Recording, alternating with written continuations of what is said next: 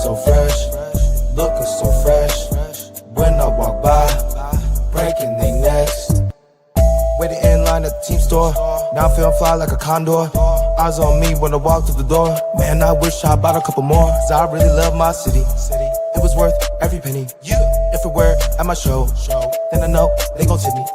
Think I might add a couple patches. If you think it's ugly, you capping. Now my whole outfit matching. Never going out of fashion.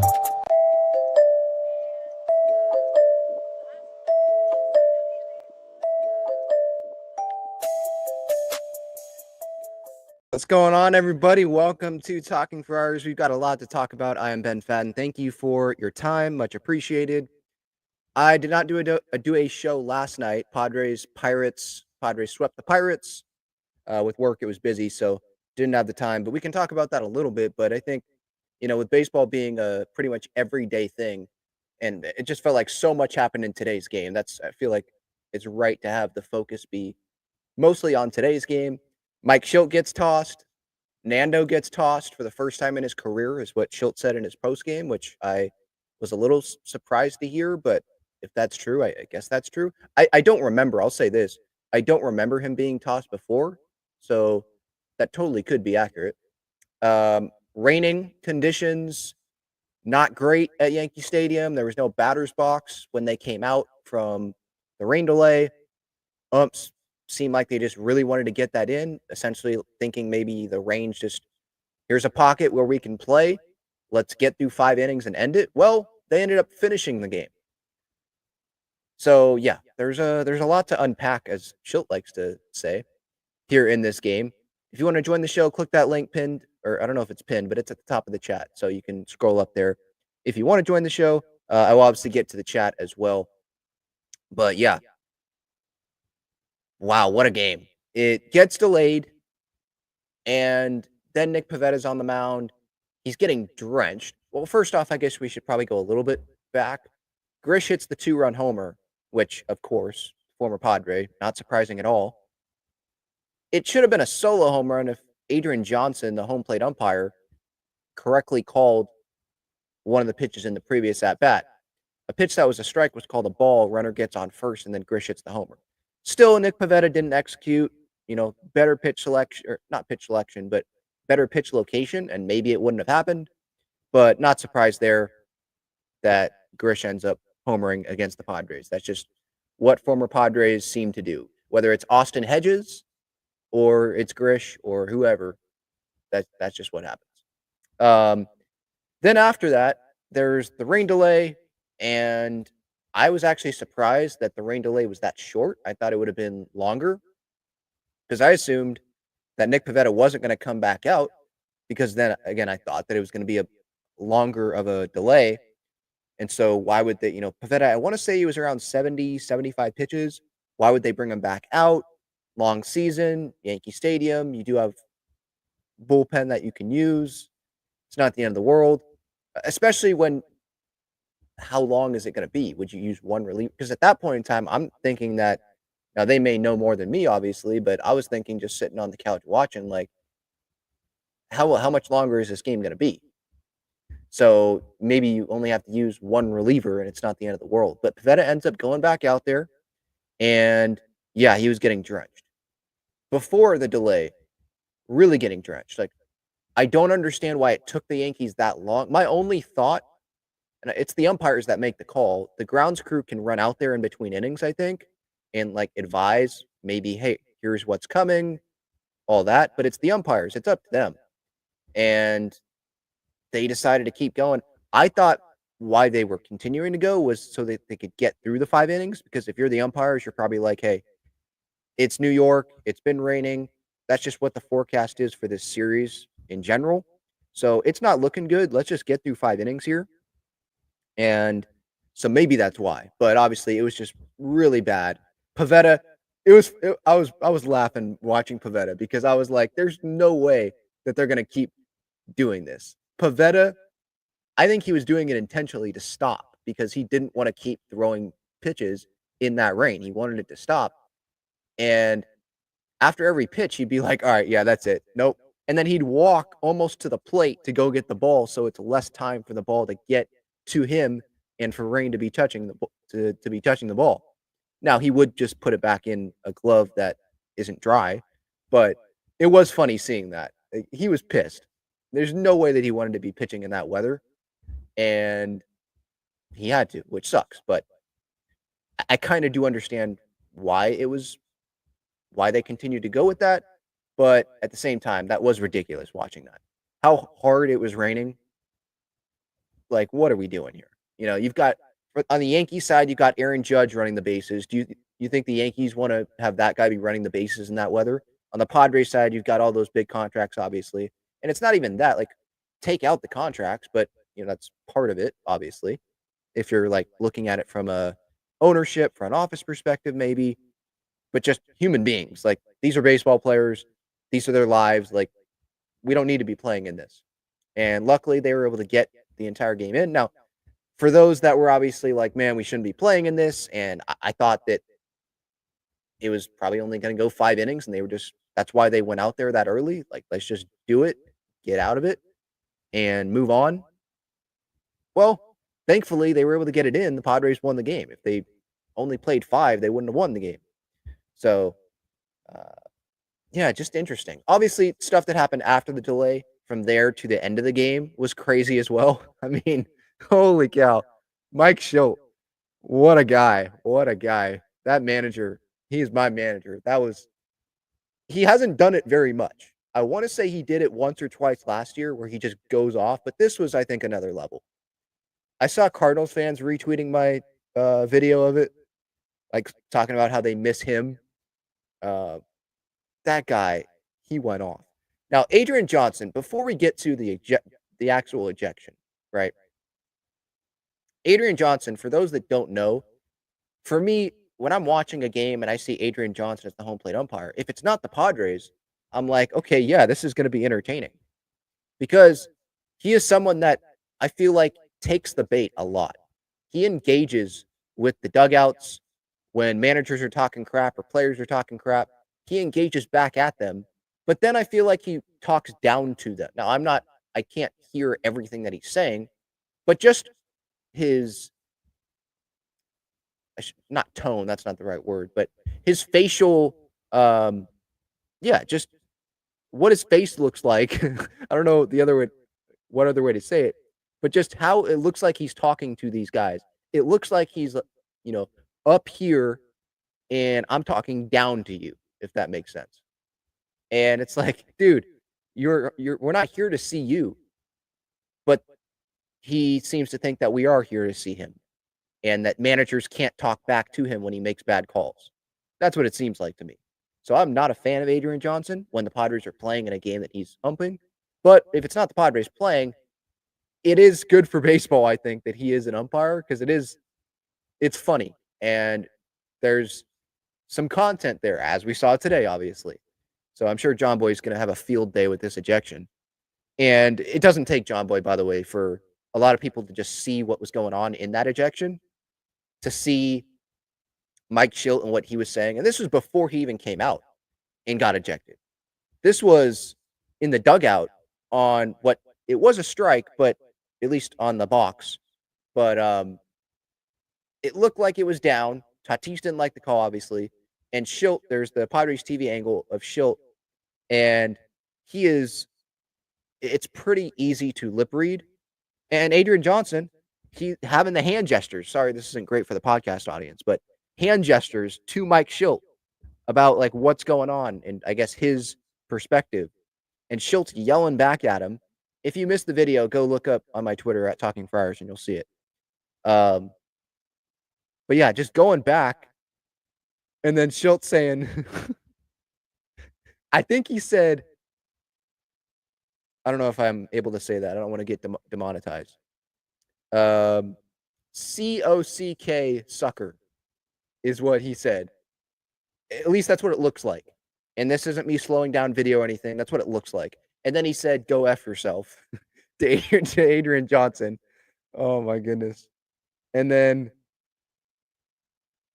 the next pitch, I'm just rewatching it back. That's why I'm pausing a little bit. Tatis swings, strikes out, and he's not like in Adrian Johnson's face. It seems like he politely strolls over a little bit. He puts his head down, and his back is to the center field camera, so you can't see what he's saying. But maybe he started yelling. It doesn't seem like he did. And Adrian Johnson, as Tatis is walking away, doesn't see him throw. Now, Tatis knows that he got thrown out, I feel like. But his back's turned as Adrian Johnson casually, throws him out. And then Shildt comes out asking Tatis, did he throw you out? You throw him out, and then Shildt comes out and takes his glasses off, throws his glasses. Now, Shildt was talking about this in the post-game presser as well.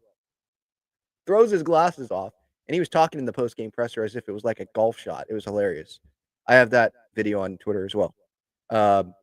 Throws his glasses so that we can get eye to eye here, and just goes off on Now, Adrian Johnson he's not just sitting there. There's some umpires that they just sit there. They don't make the situation worse. They know they messed up, and they just sit there and they take it. And the manager, I've seen this with, I think, Aaron Boone, goes out there, yells for 30 seconds, a minute, gets it out, and that's it. But when you're Adrian Johnson and you can't help yourself, you go back and forth with the manager instead of just letting the manager, air you out, and then that's that. You go back and forth with him, and that's just going to piss Mike Shildt off even more. And I assume that Adrian Johnson said something personal to Mike Shildt, because Mike Shildt here, he was pissed off, but then it seemed like it hit another level where the umpire had to step in, another umpire, to get in front of Shildt, and Shildt tried to go around him. I feel like Adrian Johnson said something like that he shouldn't have said, and I couldn't totally tell. And I'm waiting for John Boy. Maybe he can, because he'll probably pull up the Yankees feed as well. Maybe they have a different camera angle. But he said something there that really pissed Shildt off even more. But yeah, what I loved, there's a lot of F words in here. Mother effer. And Johnson's coming back at him. I'm just rewatching it again. Another umpire, he comes in. He's in the middle here. And then Shildt eventually puts up the number 7 or 8. Now, Johnson seems like he's saying, get the F, out of here. Go sit down.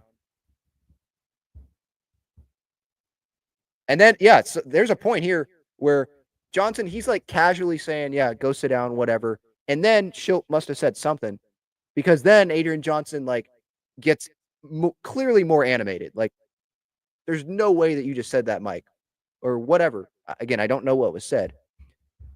And mind you, this is when it's raining, so it's kind of funny. But yeah, that Shildt, he starts pointing, waving his arms. 7 effing calls, I think, is what Shildt says here. And then puts up the 3, about 3 something. And then the umpire steps in and is like, all right, let's go. But yeah, Shildt, I think Shildt may have said something that maybe he regretted. But I feel like Adrian Johnson was really in the wrong here. Again, I don't totally know what he said, but yeah, that tweet's going viral, obviously, because that was hilarious. That was Shildt taking it to another level. But I love that. Standing up for your guy. I don't think that Tatis should have gotten thrown out there. Manny's done things where it's like, yeah, dude, of course, you're trying to get thrown out, slamming a helmet, or you go up face to face with an umpire and you try to embarrass him. That's clear. Nando, that's not what it looked like there. It seemed like he's going to be pissed off, but probably in the most respectful way that he could have. He wasn't walking away and then turning back and yelling. He was just right here. We couldn't see what was said. It was maybe a few words. And then Adrian Johnson casually threw him out. And Adrian Johnson, it didn't seem like he was pissed at Tatis either, the way that he was pissed at Shildt. So I don't know what Tatis said. I doubt that Tatis will tell, unless, Tatis did nothing wrong, and then he'll tell the media. But yeah, that was hilarious watching that. Because Shildt, we saw it in the post game. He is not someone that gets super animated. Is he emotional? Yeah, but there's a different way, if that makes sense. That was a different Mike Shildt. That was funny. And then after that, just immediately, Manny comes through. So, well, it wasn't just Manny. I don't want to make it, I don't want to single out guys because it was more than one guy. But yeah, that was late in the game. What was it? Eighth inning. Arise walks, pitching change because Devin Williams he's not the same Devin Williams that he was in Milwaukee. And Manny then doubles, ball, part of the plate, capitalizes there. And then Bogey comes through, same thing, heart of the plate. And that makes it 4-3. And the Padres win it by that score. But it was just crazy how Shildt probably just made it to his manager's office. And then he sees Manny and Bogarts driving runs. How quick that happened. And Bogey said post game to Mud and Don, admitting like how Shildt and Tatis getting thrown out kind of lit a fire under him. So that was pretty cool. And Bogey, Darnay Tripp put out a good tweet here. Let me pull that up.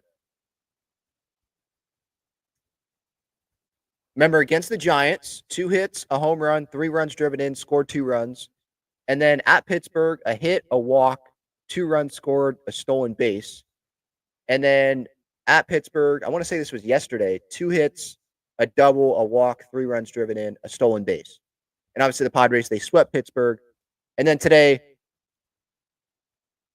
2 hits, the game-winning 2 RBI single to have it go from 3-2 Yankees to 4-3 Padres in the 8th. And then remember that throw that he made. I'm glad that I pulled up this tweet because I wouldn't have mentioned it because feels like it happened so long ago. But that throw to nab Judge at the plate, it wasn't right at the plate, but it was still good enough. And to rebound so quick, Tatis, it was a tough throw to handle, I think, from Bogey. And it bounces away a little bit, turns, throws with Judge running, and nails him at the plate. And that's early in the game. For, an interesting relay for sure. And that was just the start of what would be a very interesting game that we're going to remember for sure. I feel like these games, Padres Yankees at Yankee Stadium, we remember these games. Remember Tatis, the home run that he hit? That was 23. Was that 2023? I think so. Yeah, because Soto, I want to say Soto homered too, maybe a couple times. But yeah, Tatis hitting homers at Yankee Stadium. I want to say it was on that Friday Apple TV game. I remember that game. There's just been some interesting games for sure at Yankee Stadium. And it's Padres Yankees, so there's not very many of them. So maybe that's why it makes it easier to remember. But we're going to remember this one for sure. I got to shout out not just Pavetta, because that's tough to do. He now has a 2.01 ERA. To stick in that weather, and I'm not even going to look at the walks because, let's face it, that weather, you're going to walk people, especially when you have to play when it's drenching. You're getting drenched. It is pouring out there, and they're making you pitch through that. And there's a pitch clock still, and yeah, not great. But the bullpen comes in, no runs, Matsui. No runs, Burger. Good job from him. Don't know how long he's going to be here, but good job from him. Estrada, inning, no runs. And then Suarez comes in there with his 14th save on the year, a .56 ERA. And Suarez in the rain. Remember 2022, we all know what happened there. Robert Suarez in the rain. And then here today,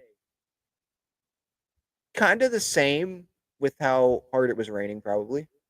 It was raining pretty good. I was at that game in 22. It was raining pretty good. I wouldn't say it was just a drizzle the whole time. It was raining pretty good. But no, that made that night obviously more memorable for sure. And because everyone was standing, no one wanted to sit down because your seat was soaked. So everyone's standing, and you're about to knock off the Dodgers in the DS. Like, that was sick.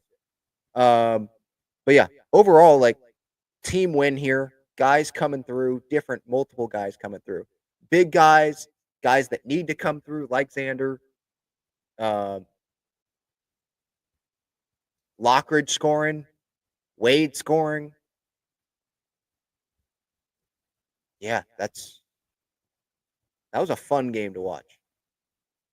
Now, it wasn't fun at every point, right? Like watching Nick Pivetta and guys having to play baseball in that weather.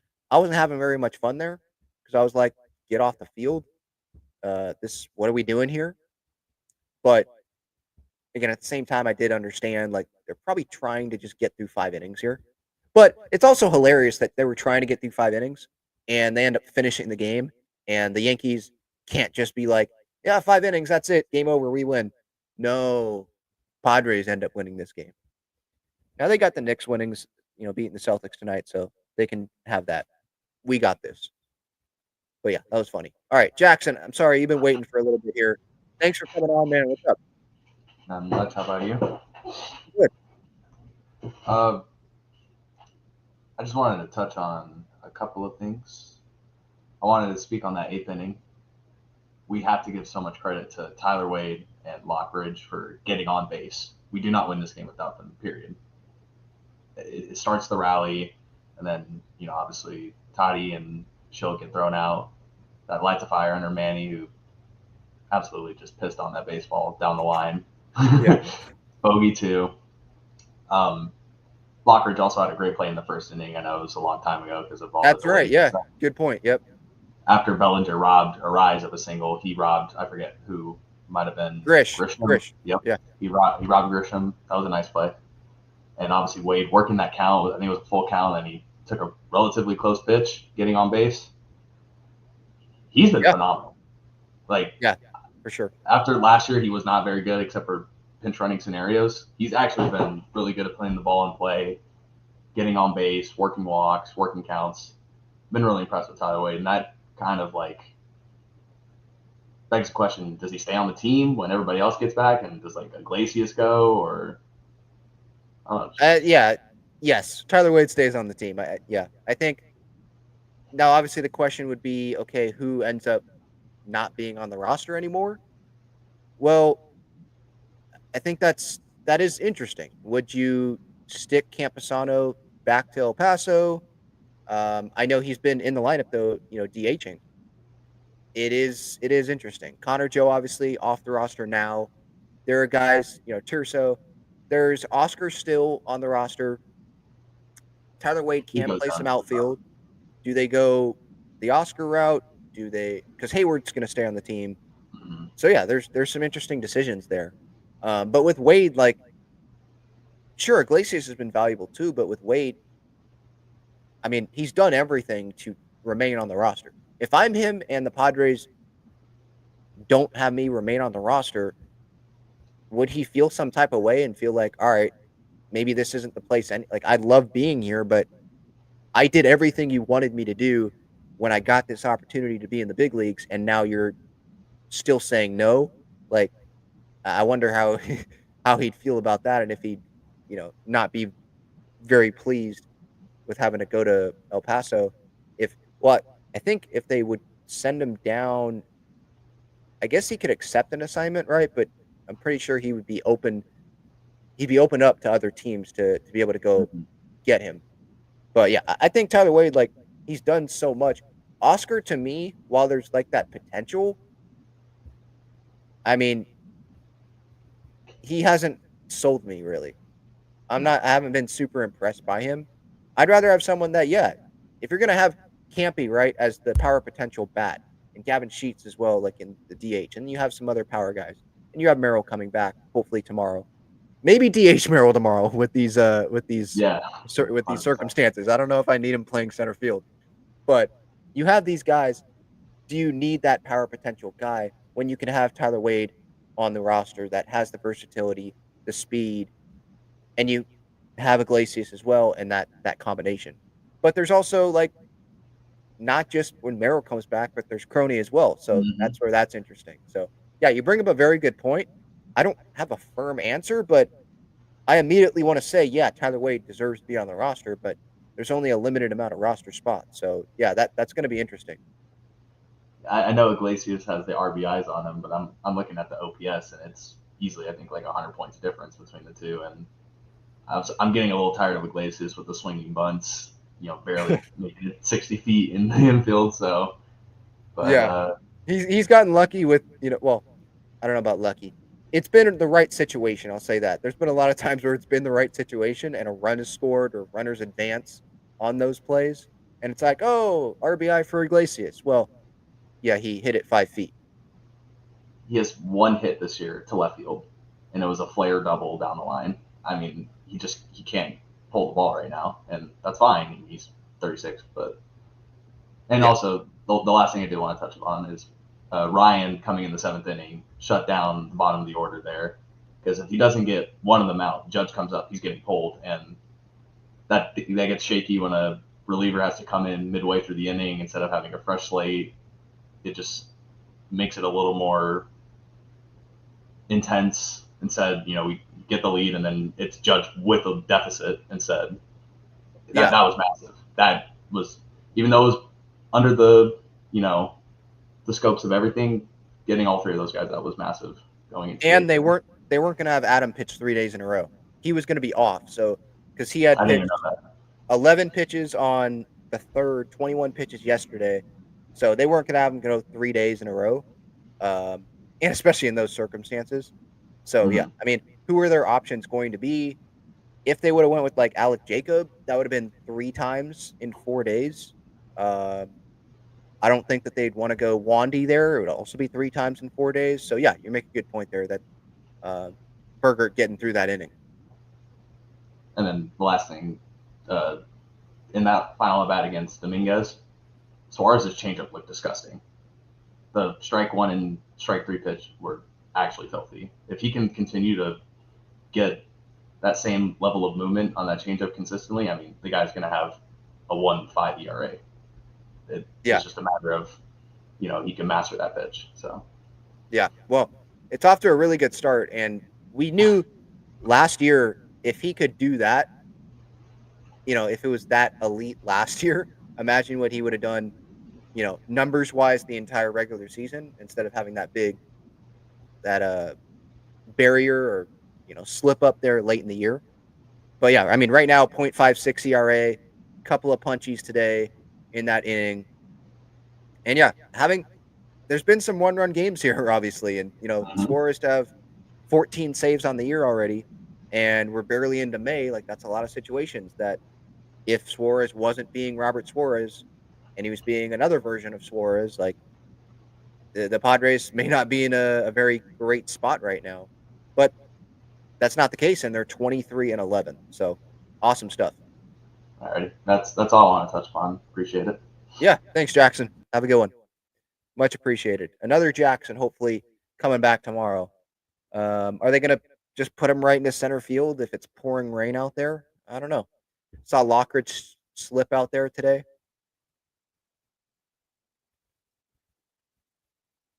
Dennis Lynn, by the way, I just saw this. Tatis on what he said to Adrian Johnson. Tatis said, I forgot. I'm just happy I got the boys hyped. Okay, you forgot. Yeah, okay. That's funny. First, it is. Okay, the first ejection of Tatis's career and his first since he was a teenager in winter ball. Okay, I need more of that story. How did he get ejected as a teenager in winter ball? What did he say? What happened there? That's funny. All right. Let's get to the chat a little bit here. I know I usually get to the chat like end of the show, but I'm seeing that there's a good amount of people in here, a couple hundred people in here. So I appreciate you guys being here. And so I want to go through that here a little bit. Adrian says, the Yankees lose. Yeah. That's I have David Ortiz's voice in my head when he says that during like postseason broadcast or something. The Yankees lose. Um, Never a dull moment watching the Padres play. Yeah, that's for sure.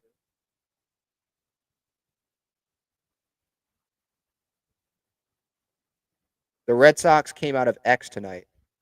The Red Sox Xander, yeah, that version. He definitely has a lot of experience playing in those types of games at Yankee Stadium where it's not great conditions, and even not just Yankee Stadium, but at Fenway, other East Coast ballparks, like, yeah, not the best. And so I'm not surprised that he was one of the guys, to be quite honest, that was able to come through like that and not, you know, be different because of what the circumstances were.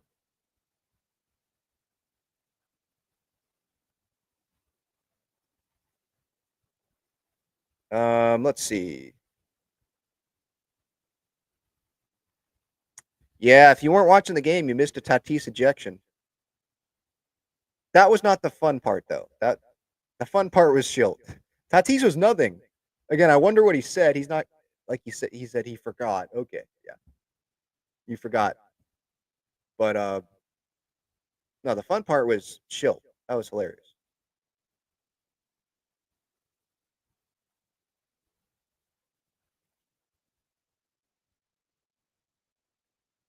Michael King tomorrow will be interesting. Back to Yankee Stadium. There are a lot of guys though that weren't there when he was there that are in this lineup. Paul Goldschmidt, Ben Rice, I don't think was, or very limited. Grish, Bellinger, uh, Vivas. I've never heard of him. There's a good amount of guys that weren't there. So really, like what I'm interested in is his uh his matchups with someone like Aaron Judge, Anthony Volpe, Austin Wells, the guys that were there.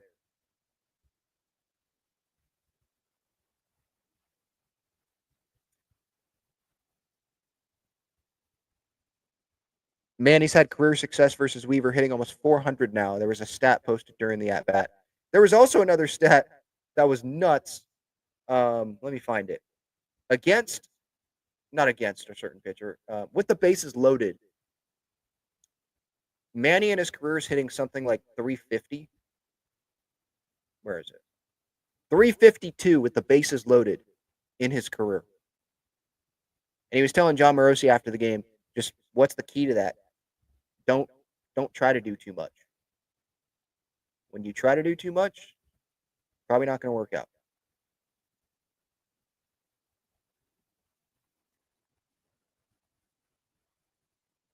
Rudy says, my 11-month-old son, Rudy, is a big fan of you, watches your show. Oh, thank you so much. Appreciate that.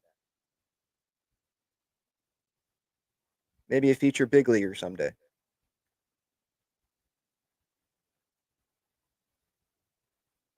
I feel like there's been this narrative going around. I'm not saying like recently, but I remember it because I'm seeing some comments in the chat about Manny coming through in the clutch. There was something like how he doesn't come through in the clutch, and maybe that's something for a season or with runners in scoring position, and that's like recency when that was put out there. But I don't know. For me, I'm not someone that's like, oh, I don't want Manny up at the plate in a big spot. You know, there's some talented guys in sports. Obviously, there's the whole James Harden stuff happening in the NBA, right? Great player, but what happens in the huge moments? There's some players where it's like, yeah, may not want them up. I don't know. Manny's not that guy for me. Maybe I'm not. Maybe I'm looking at different numbers, but entering today, I can actually look up here in his career with runners in scoring position. Where is it? With runners in scoring position in his career, he has a 929 OPS, a 311 average. With, let's see, with 2 outs, 730 OPS. Clutch stats: 2 outs, runners in scoring position, 890 OPS in his career. Late and close, maybe that's what people look at, and it's a 245 average, 762 OPS. But late and close is a lot of different situations.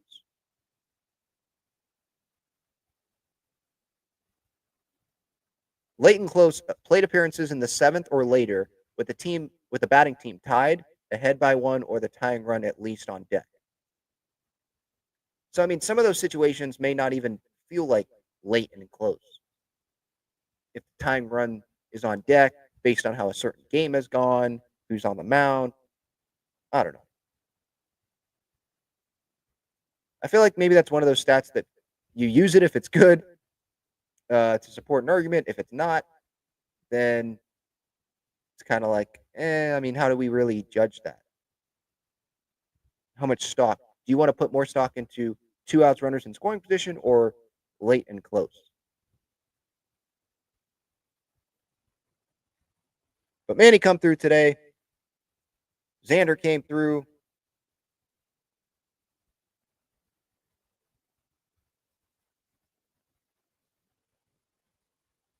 Just going through the chat still here.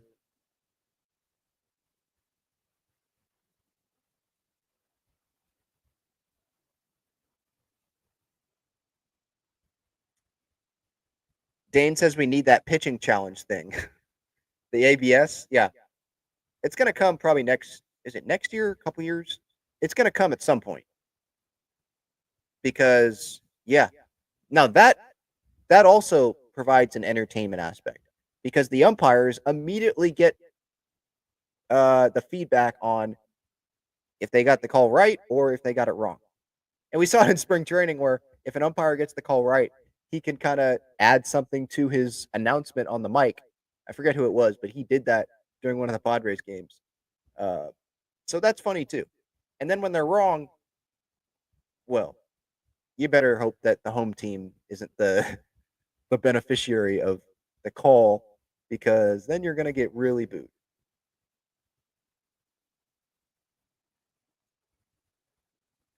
Because I believe with that, if that comes in, you can challenge it as many times as you want if you're correct.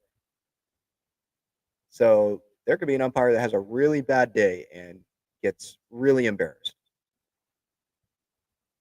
But it's accountability, right? With baseball players, we see numbers. They're put up on the Jumbotron. So it can happen with umpires too.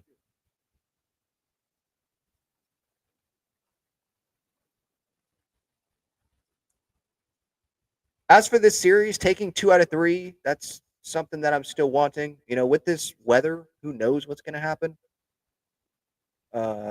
Didn't you could totally make the case that maybe they weren't going to win today because maybe you thought like I thought at one point it's probably just going to go 5 innings here. They're just trying to get through 5 and that's it. But they ended up getting through 9, and so did they steal the win? Because I mean they were down late, 8th inning. Did they steal the win? They go take the win.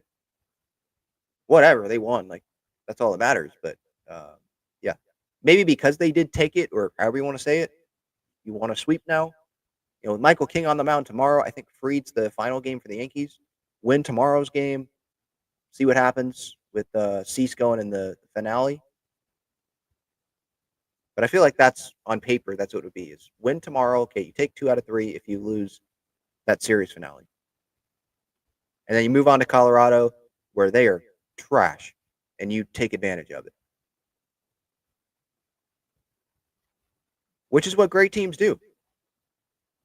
They're 6-0 against the Rockies and Pirates this year, so it's off to a good start in that department.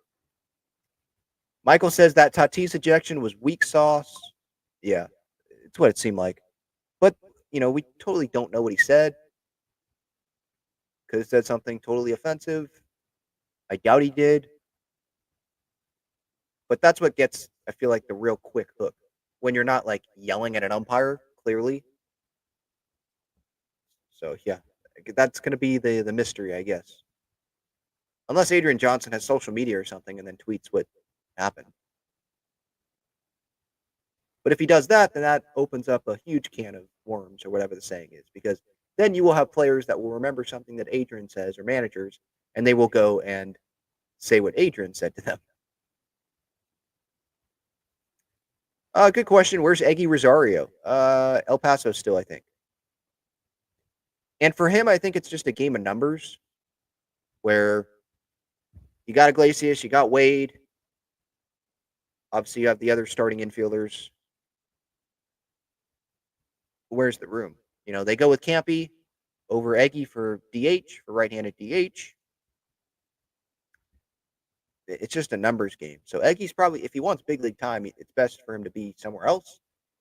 But remember, he could have gotten grabbed by someone else, but he ends up staying.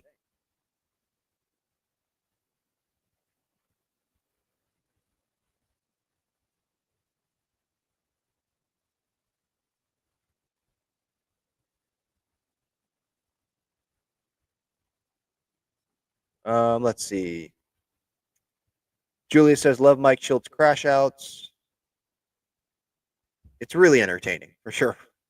And for people that maybe were a little bored, with the rain, it just wasn't the best played game early on. At least I'm talking about like offensively. It probably woke you up a little bit. Yes, good point. SDSU Man 1 says, Padres fans were awesome, mostly clearly sticking around, and they were loud. Yeah, there were some Let's Go Padres chants there. But think about it. If you're a Padres fan that maybe traveled to Yankee Stadium for this trip, you're going to stay because you traveled there. Yankees fans, if they live in the area, the Knicks are playing at the same time. It's raining. We can come back tomorrow, or we can come back later in the summer. If you're a Padres fan, like this is the matchup. This is this. So you're here. You're staying. And so yeah, you're going to hear those Padres fans. Love it.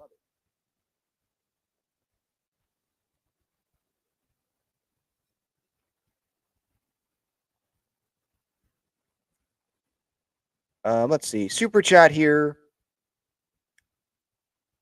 Does anyone have gum? Says, what a game. Can't wait for us to play each other in June. When do you think the top two in the West start to pull away?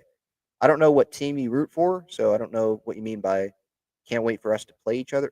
I assume you're a Dodger fan then? Because June, I guess, is what I think of with, when it comes to who the Padres are playing, because that's been talked about, is the Padres don't play the Dodgers until June. So if you are a Dodger fan, when do you think the top two in the West start to pull away? Not anytime soon. Not anytime soon. I think you got to wait for the divisional matchups to happen more, and they happen more in the second half, I'm pretty sure. I know with the Padres, that's the case. But thank you for that super chat. Much appreciated. Yes, what a game that was.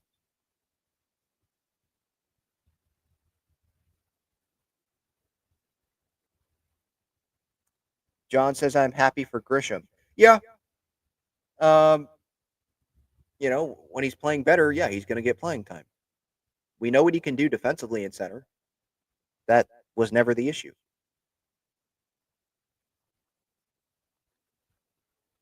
Good. Thank you for bringing this up, Diego, because I wasn't going to bring it up because I kind of forgot about it with everything that happened. And the Padres won the game. If they would have lost, I would have remembered it. But Campy, ball gets away from the catcher. Campy's on third, and he tries to run and score, and he's slow. Okay? He's not Tatis. He's the opposite of Tatis. And he gets thrown out, clearly. Initially, and that's what I tweeted out, was like, Campy, you're not Nando. Like, what are you doing? Then there was the replay, and it seemed like it hit off of Adrian Johnson, the umpire. And then the catcher was kind of like wondering where the ball was, and the umpire too.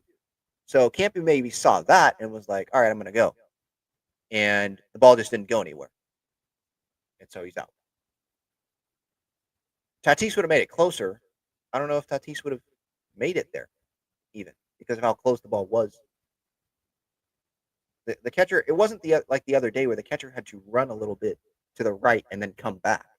The ball, it wasn't right on the plate, but it was a little bit behind the plate. But I think it's easier to come back to the plate instead of go to the right and then come all the way back, around back to where you were, if that makes sense.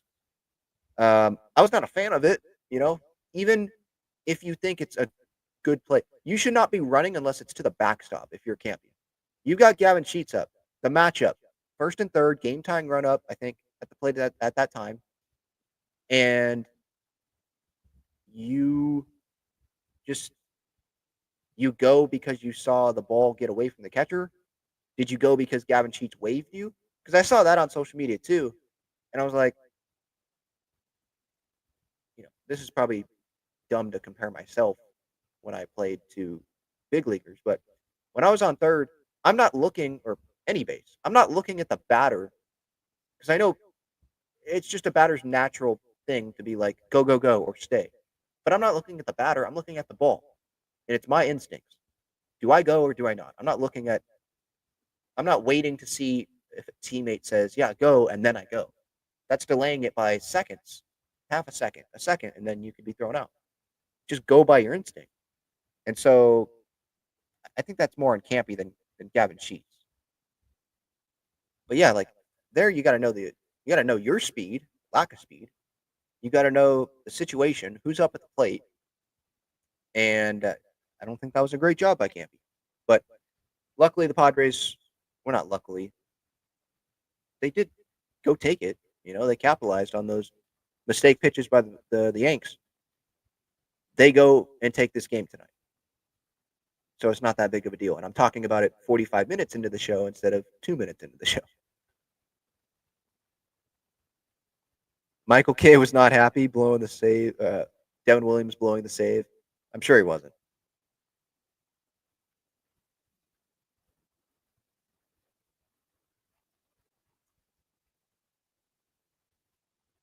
Let's see. Anything else to go to? Judge went 0 for 4 tonight. Yeah, I mean, Judge, he's the AL MVP. 0 for 3 tonight, actually. 0 for 3 with a walk is what he went. But yeah, AL MVP. And yeah, you eliminating him, and you got Ben Rice as their 3 hitter. That helps. That helps for sure.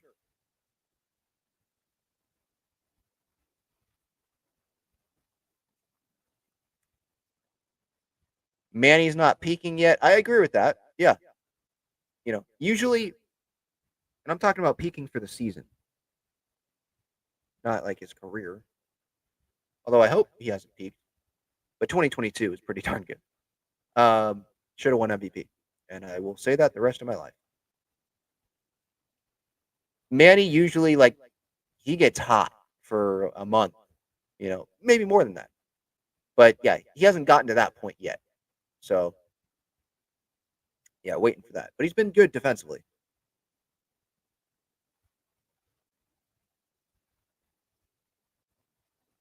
Nah, I disagree. If the field is wet tomorrow, Merrill must sit. Maybe in the field, okay. If you're saying the field, okay, but not. You're putting him in the lineup still. It was good to see him in the dugout though, with the pregame dap ups with his teammates. Just brings a certain energy to the team. All right, I did want to hit a little bit Padres Pirates. I'm not going to do the full breakdown on games because it happened days ago. This isn't the NFL where it's one game a week. But really, my point is like just taking care of business, doing what you should be doing against bad teams. And as I said earlier in the show, they did that against the Rockies. And with the sweep of the Pirates, they do that against the Pirates. They didn't have to face Paul Skeens. Now, he pitched the day before the series, and he didn't do great. Didn't he give up 3 home runs against the Cubs? So maybe it actually would have been okay if the Padres would have faced Skeens, but they have not yet faced Skeens in Skeens' major league career. But yesterday, they get the 4-0 win.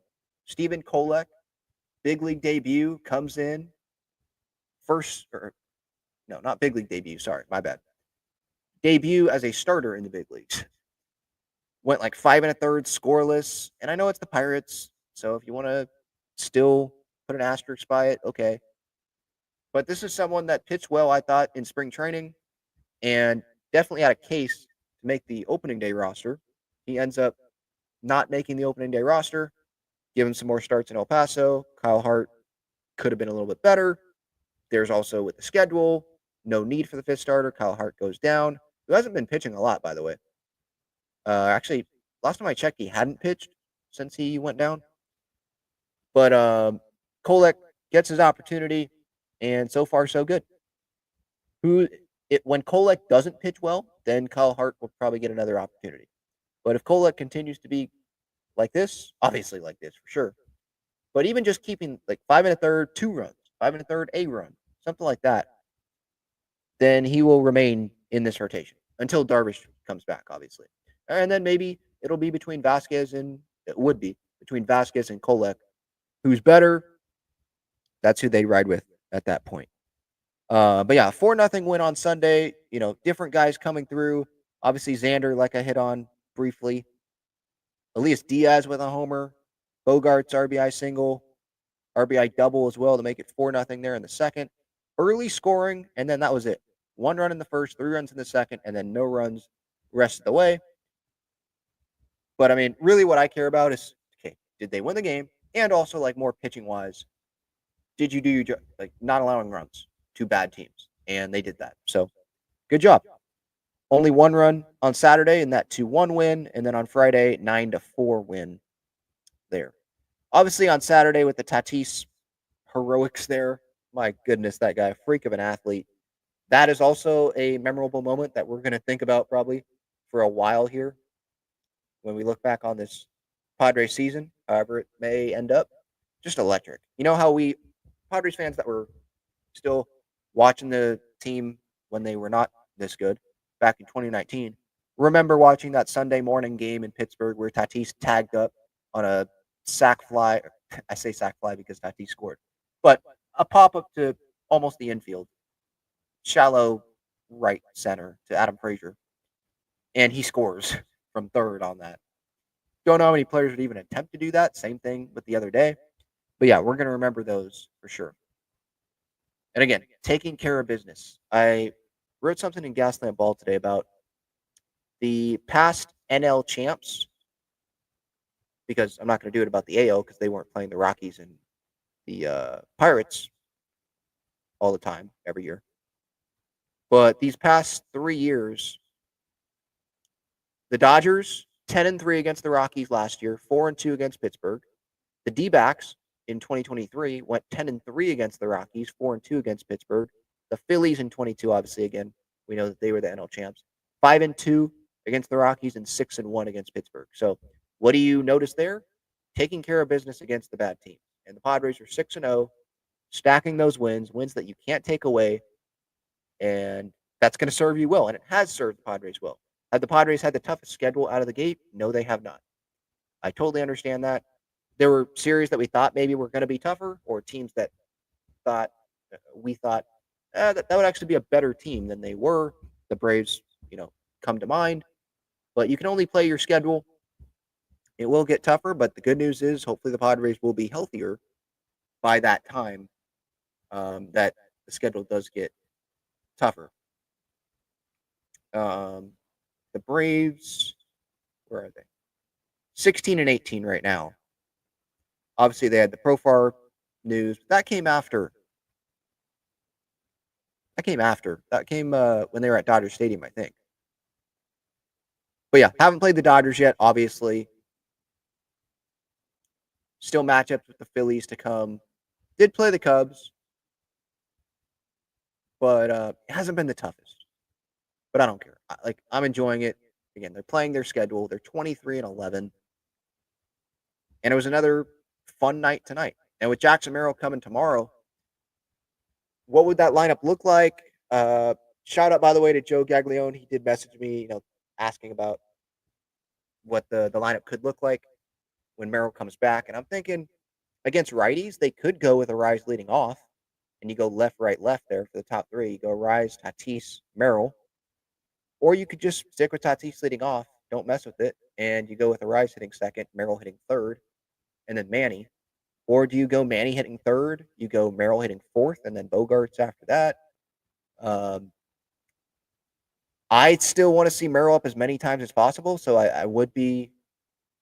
I'm fine with Manny coming up too, but I love Jackson Merrill up at the plate. So just like I love Tatis and Arise up at the plate, it's tough. These are good decisions, obviously. These are good problems to have, is what I meant to say. So yeah, it's great for Shildt. But yeah, it's gonna be interesting to see though what that lineup would look like tomorrow. Does that thought process change from what it was earlier in the season? I don't think so, really, because we know the success that Tatis has had leading off, so they wouldn't change that. Um, where other than second would you hit a rise? You're not hitting him third. You're not hitting him fourth. You're not hitting him bottom of the order. So let me go back to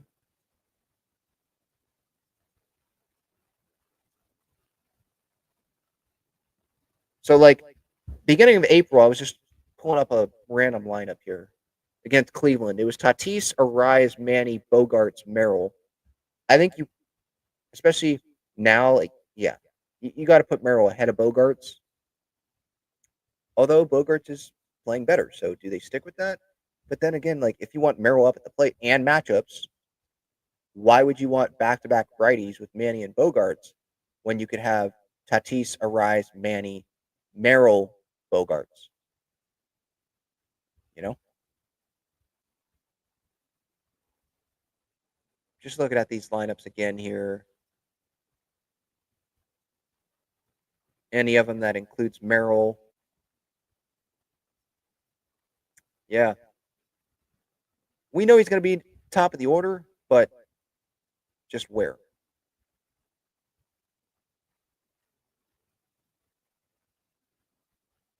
Before getting back to the chat, I did want to shout out the great sponsors of this show. Did mention Joe Gaglione, the main guy over there at Gaglione Bros. Famous cheesesteaks and garlic fries. Their main location is on Friars Road, so you can check them out there. Link in the description for all of these partners, by the way. They've got great cheesesteaks, cheesesteak fries, garlic fries, the expanded menu, obviously, at the main location there on Friars Road. And then they're inside Petco Park, down the third baseline and in the upper deck. They're inside Snapdragon Stadium as well. What a weekend, by the way, it was for San Diego sports, huh? SDFC beating FC Dallas 5-0. San Diego Wave, last minute, Trinity Armstrong with that goal to beat Bay FC at home. And then the Padres obviously sweeping the Pirates. And the Padres have won 6 straight. So San Diego sports, it's looking good right now. I want to say Mojo and Legion won. I think I saw that in the comments as well. So good for all of San Diego sports, really, this weekend. It hasn't been a ton where like it is aligned with every team doing great. So that was cool. Freestyle Cut and Stitch. If you haven't heard of them, kind of surprised. It is a local San Diego brand jersey customization, basketball jerseys that they have that Padres players like Jackson Merrill, Joe Musgrove, Tyler Wade, past Padres players like Hassan Kim, Jerkson Profar, big fans of Freestyle Cut and Stitch. And they've got a lot of different designs. They've got throwback players, current players, obviously. And it helps put a spin on things, and they're not as expensive as a $200, Padre jersey at the team store, whatever it costs. You know, if you want to show off your personality a little bit and support a local San Diegan brand, and it's cheaper, go that route. FreestyleCutandStitch.com. They're on Instagram as well. And if you need customization for something else as well, maybe you have a team that you want, you can hit them up, and they will do their best to fulfill that as well. So check them out again. Freestyle Cut and Stitch. Code Talking Friars, 10% off, 10% off, 10% off any future orders. And then same code, by the way, for SeatGeek, Talking Friars, $20 off your first order when you sign up with your email. And so use that to your advantage as well if you want to go to SDFC or Wave or Padres match. Sorry, that's for soccer. Padres games coming up next homestand. I think they get the Mariners and the Angels. So you want to go to any of those games, use SeatGeek to help you out there. And then Breaking Tea, they've got Padres, Aztec shirts and sweatshirts, a lot of other sports as well. But click that link in the description. It'll take you to the San Diego page, and you'll find there a lot of Tatis stuff and Merrill stuff, Gavin Sheet, Holy Sheets, and a lot of different Padres. So I definitely encourage you to check them out there if you're more of a shirt person and want to show off your personality there with one of your favorite players. All right. Anything that I wanted to bring up that I haven't before going back to the chat, trying to think here. Crony's still in Arizona, I think. Merrill, obviously, in New York. He was in the dugout tonight. Any other rehabbing players? Sean Reynolds, I think, is still with El Paso. Darvish, Musgrove. They may not be in Arizona anymore, but I thought that's where they were. That last update that I saw last week. So those are the rehab updates, unless I'm forgetting someone. Luis Patino, I do remember he was with Lake Elsinore. So there's that. I'm going to be interested in seeing the Adrian Johnson ump scorecard and what that's going to look like. Because Shildt said post game, maybe I should play that audio. I probably should.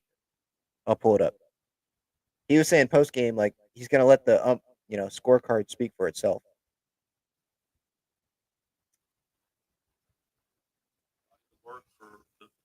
But he made a decision. He threw him out. I let the body of the work for the umpire grade speak for itself, and we'll leave it at that. Did your glasses escape unscathed? My glasses made it. I did have my head about me to make sure. I got some, a lot of BPs, so my shoulders, not as operable as I'd like. But it came into play, and I made sure it stayed in the grass. I didn't want them scratched. I like these glasses a lot. Have you ever thrown your glasses before from an argument like that one? No, I don't think I have. And that's like less than an hour after blowing a casket or whatever on Adrian. He went off on Adrian Johnson. But yeah, he was just talking about his glasses throw as if it was like a golf shot. Yeah, just made sure to keep it on the grass. He's one of a kind. Hilarious. All right, back to the chat here.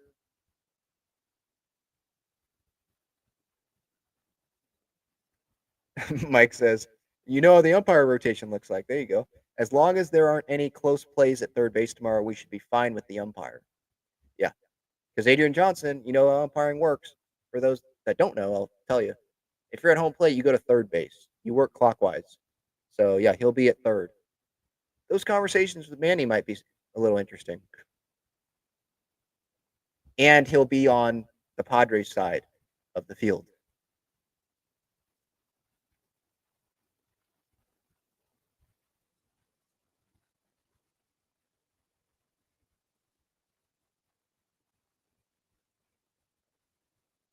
Let's see.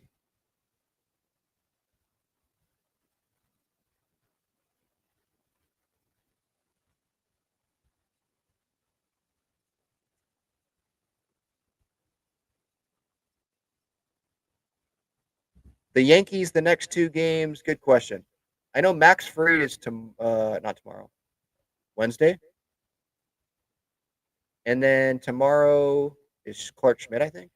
Yeah, Clark Schmidt, Michael King for the Padres. 4:05 first pitch. Wednesday, it'll be Cease for the Padres, and then Max Fried. Same thing, 4:05.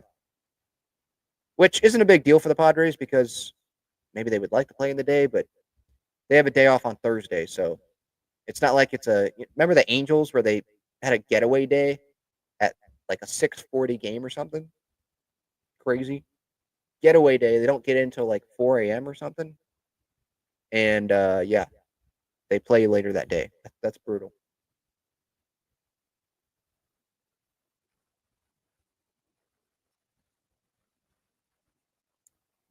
Do I think Reynolds gets activated with Merrill tomorrow? I don't. Maybe I'm missing a Reynolds update. Has there been an update that he was with the team? But I don't think he would. They could send Bergert down because he just threw today. But I thought he did a pretty good job.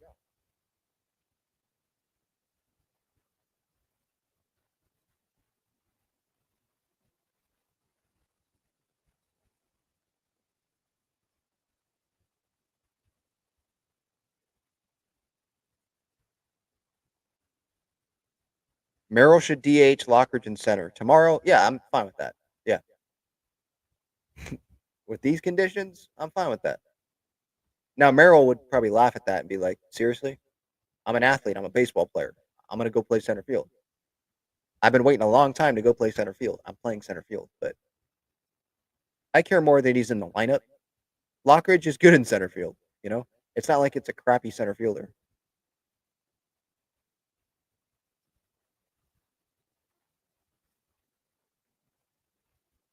Chad, you saw Jim at Gaglione Bros?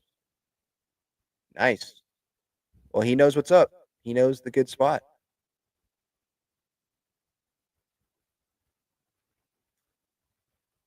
Question: which Padres get the most glaze? But what's the content? What does that mean? Like, well, I know what that means, but do you mean not deservedly? Like, do they deserve the glaze or not? What do you mean? Because Tatis, like, yeah, he deserves it. Maybe someone that gets too much. Is that what you're asking? That's an interesting question if that's what you're asking. Who too much? There's obviously, the Luis Ariz thing where I don't think it's undeserved. He's one heck of a talent, but there's some people that are like, oh, singles hitter, no power, all that. Not a good fielder.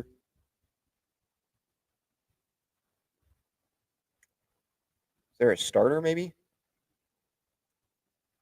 I think a lot of Padres fans aren't even aren't happy with Dylan Cease this year. So I don't think there's glaze there. Because I was gonna go with him, but I don't think there is.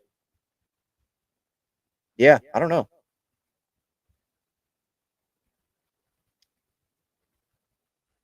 I mean, Mike Shilt's the guy that glazes everyone, so maybe ask him. Well, he would say no one. Like he'd be like, no, everyone deserves it. But he's a player's manager. That's part of what makes him special, What's going on with Hoeing? Are we seeing him this season? Latest I saw was he's on the 60-day IL, so could be a while. I don't know if they're gonna see. I don't know if we're seeing Hoeing this year. The way the bullpen's going, though, it's looking pretty good without him. But you'd love to have him still. Because he's someone that can pick up multiple innings. He's someone that can make a spot start. All right, that's going to do it, everyone. Talking Friars here. Padres knock off the Yankees in game one. Shildt goes off on Adrian Johnson. A game we're going to remember for sure. No doubt about that. Padres, they sweep the Pirates over the weekend. Great San Diego sports weekend. And I think I'll be back Wednesday for the next show. If I have time, I think I will. But yeah, thank you everyone for the time. Much appreciated. Have a great rest of your day.